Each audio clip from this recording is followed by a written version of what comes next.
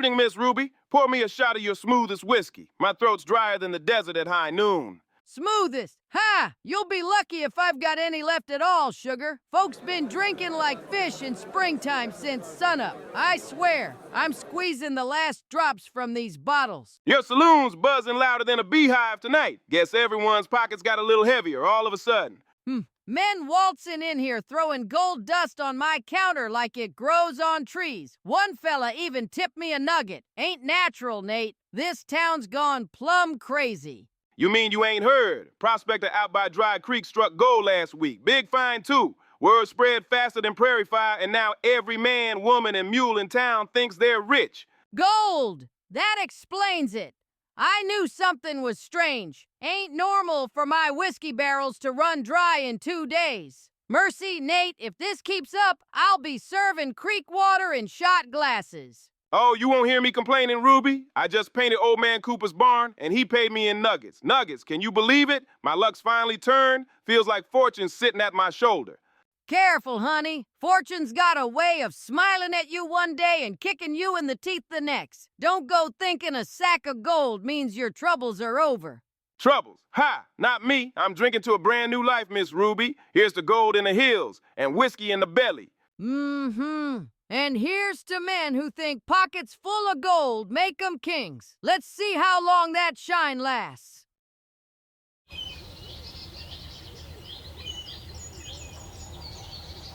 Doing mighty fine, Sheriff. That's a handsome Mustang you got there. Don't reckon I've seen one this shiny around Greenhorn's Pass before.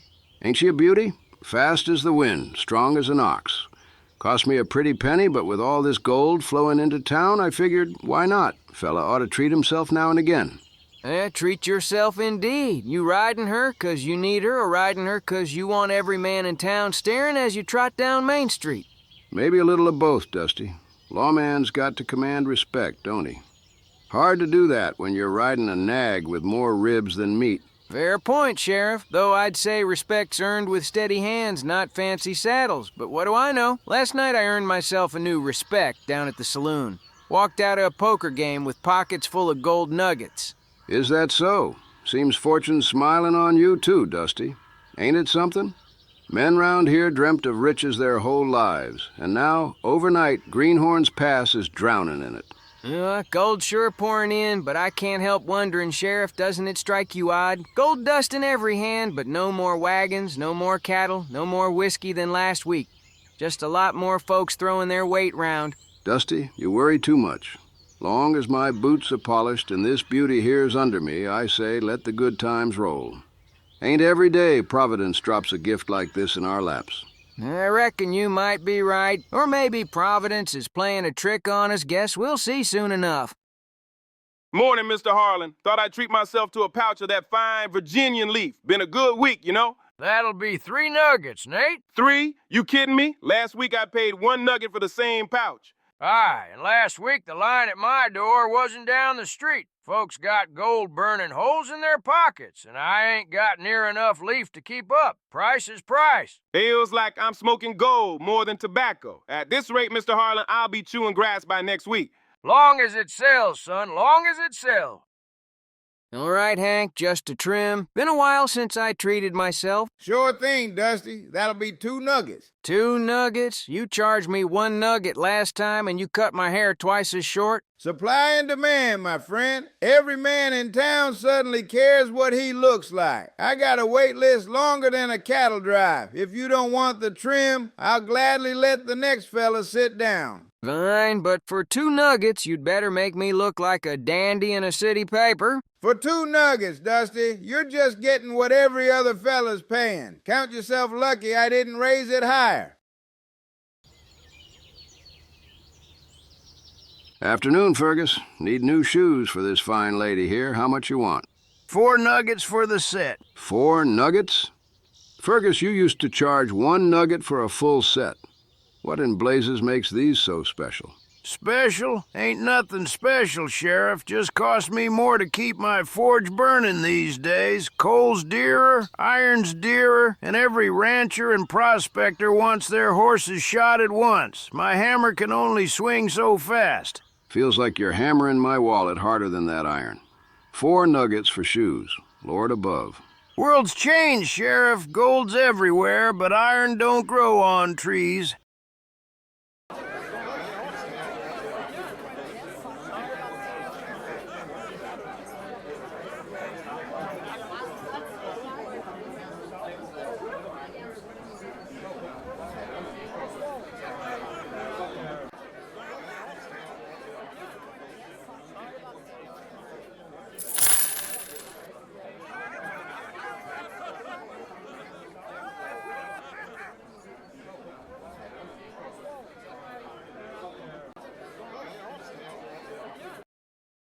This here's highway robbery, Ruby. You pour me half a shot, then charge me double. Why, a week ago, I could have drowned in a bottle for what this costs now.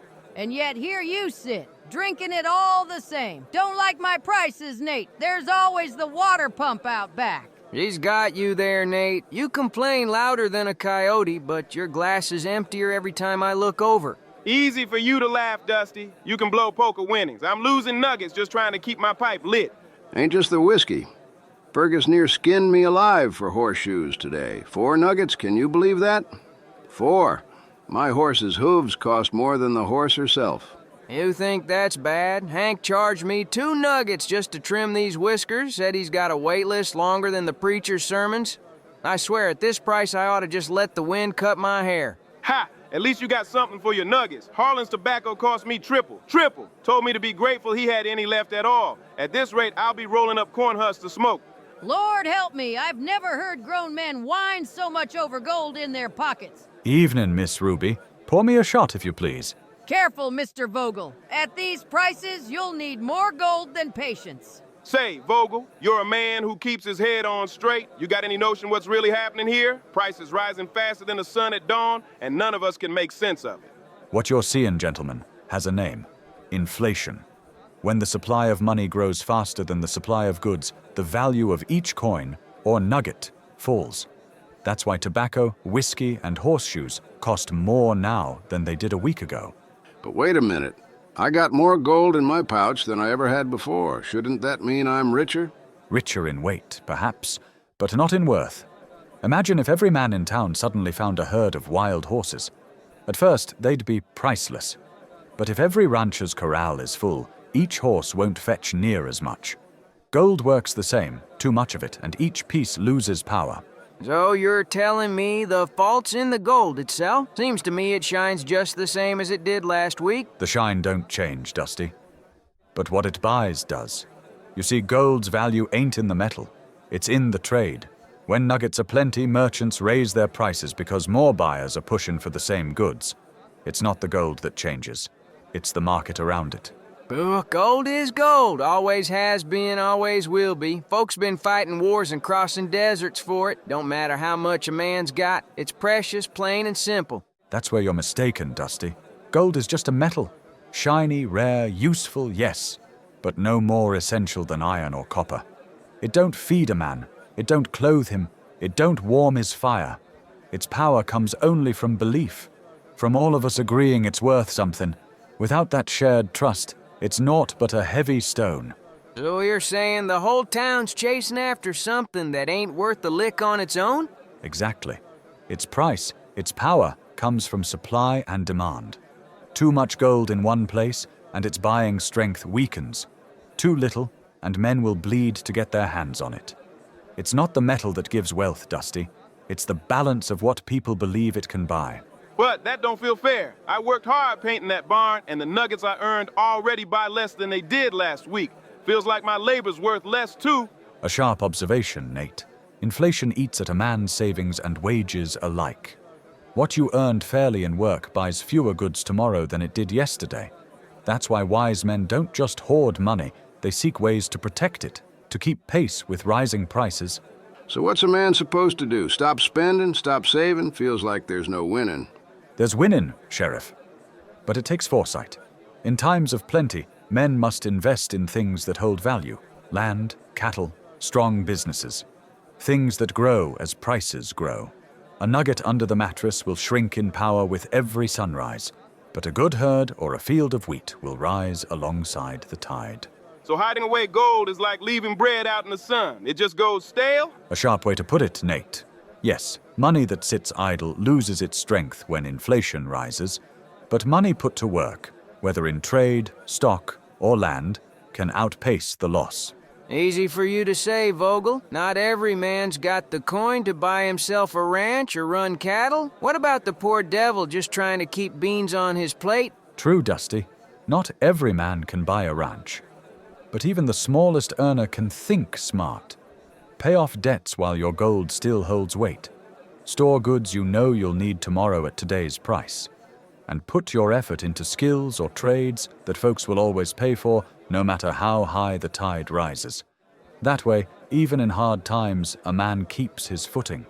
Problem is, sometimes I wonder if riding and running a jailhouse amounts to much when gold's changing everything around us. Don't sell yourself short, Sheriff. Protection, order, law, those two are things of lasting value. People will pay for safety as surely as they'll pay for bread.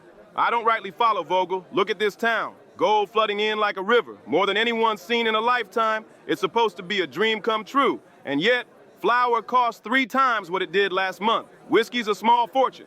And even a haircut makes me wince. How can so much wealth make things feel worse? Ah, Nate, that's the heart of inflation. Wealth isn't just about having gold, it's about how much of it is chasing how many goods. When everyone suddenly has more gold to spend, prices rise. What seems like abundance can turn into scarcity of affordability. That's why your flour and whiskey cost more. The gold didn't make the town richer in goods, just in currency chasing the same supplies. So you're saying even a gold strike, the kind we've dreamed about, ain't enough to make things truly easier for folks? Exactly, Dusty. Gold is just a tool. Its value comes from what people believe it's worth. When everyone has it, it buys less. True wealth is in productive work, land, livestock, and trade. Things that hold real utility. So all this gold is like a fairy tale that's backfired? We thought prosperity had come, but it's really just made life pricier? Prosperity can be tricky.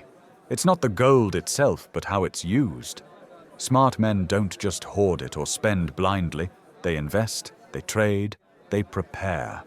That's how wealth grows even as prices climb. Guess that means we gotta be clever with our nuggets, not just lucky. Ain't that the truth, boys? Gold don't pay the bills if you don't know how to handle it. Never thought a gold strike could feel like a lesson in patience and a pinch of worry. Exactly. Gold can open doors, but wisdom decides which doors to step through. Ain't funny, Pastor. All this gold flooding the town, and we ain't any better off than before. Prices higher than a mountain pass, and folks still grumbling. Son, it ain't the gold that troubles men. It's the greed of men that causes all this, the hunger for more, the rush to spend and claim. That's the true fire behind rising prices and restless hearts. It's the greed of men, like it has always been.